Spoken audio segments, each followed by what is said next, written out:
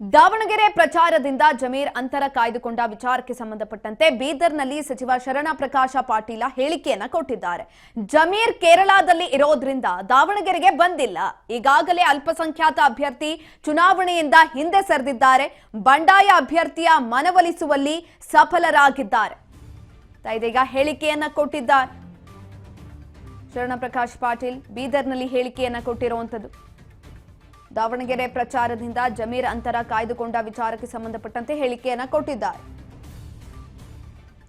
ಜಮೀರ್ ಕೇರಳದಲ್ಲಿ ಇರೋದ್ರಿಂದ ದಾವಣಗೆರೆಗೆ ಬಂದಿಲ್ಲ. ಈಗಾಗಲೇ ಅಲ್ಪಸಂಖ್ಯಾತ ಅಭ್ಯರ್ಥಿ ಚುನಾವಣೆಯಿಂದ ಹಿಂದೆ ಸರಿದಿದ್ದಾರೆ. ಬಂಡಾಯ ಅಭ್ಯರ್ಥಿಯ ಮನವೊಲಿಸುವಲ್ಲಿ ಸಫಲರಾಗಿದ್ದಾರೆ.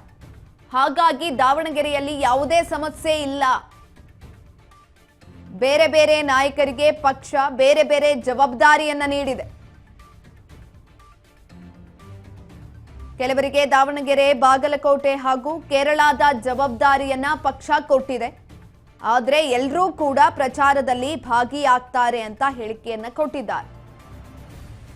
ಈಗ ಆಲ್ರೆಡಿ ಪಕ್ಷ ಕೆಲವೊಂದಷ್ಟು ಕೆಲಸಗಳನ್ನ ಹಂಚಿಕೆ ಕೂಡ ಮಾಡಿದೆ.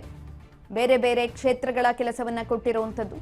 ದಾವಣಗೆರೆ ಪ್ರಚಾರದಿಂದ ಜಮೀರ್ ಅಂತರ ಕಾಯ್ದುಕೊಂಡ ವಿಚಾರಕ್ಕೆ ಸಂಬಂಧಪಟ್ಟಂತೆ ಬೀದರ್ನಲ್ಲಿ ಸಚಿವ ಶರಣ ಪ್ರಕಾಶ್ ಪಾಟೀಲ್ ಹೇಳಿಕೆಯನ್ನ ಕೊಟ್ಟಿದ್ದಾರೆ. ಜಮೀರ್ ಕೇರಳದಲ್ಲಿ ಇರೋದ್ರಿಂದ ದಾವಣಗೆರೆಗೆ ಬಂದಿಲ್ಲ. ಈಗಾಗಲೇ ಅಲ್ಪಸಂಖ್ಯಾತ ಅಭ್ಯರ್ಥಿ ಚುನಾವಣೆಯಿಂದ ಹಿಂದೆ ಕೂಡ ಸರಿದಿದ್ದಾರೆ. ಬಂಡಾಯ ಅಭ್ಯರ್ಥಿಯ ಮನವೊಲಿಸುವಲ್ಲಿ ಸಫಲರಾಗಿದ್ದಾರೆ. ಸಾದಿಕ್ ಪೈಲ್ವಾನ್ ಅವರು ನಿಂತಿದ್ರು ಬಂಡಾಯ ಅಭ್ಯರ್ಥಿಯಾಗಿ. ಅವರ ಮನವೊಲಿಸುವಲ್ಲಿ ಇದೀಗ ಸಫಲ ಕೂಡ ಆಗಿದ್ದಾರೆ. ಹಾಗಾಗಿ ದಾವಣಗೆರೆಯಲ್ಲಿ ಯಾವುದೇ ರೀತಿಯಾದಂತಹ ಸಮಸ್ಯೆ ಇಲ್ಲ.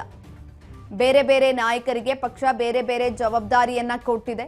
ಅವರು ಆಯಾ ಕೆಲಸಗಳನ್ನ ನಿಭಾಯಿಸ್ತಾ ಇದ್ದಾರೆ.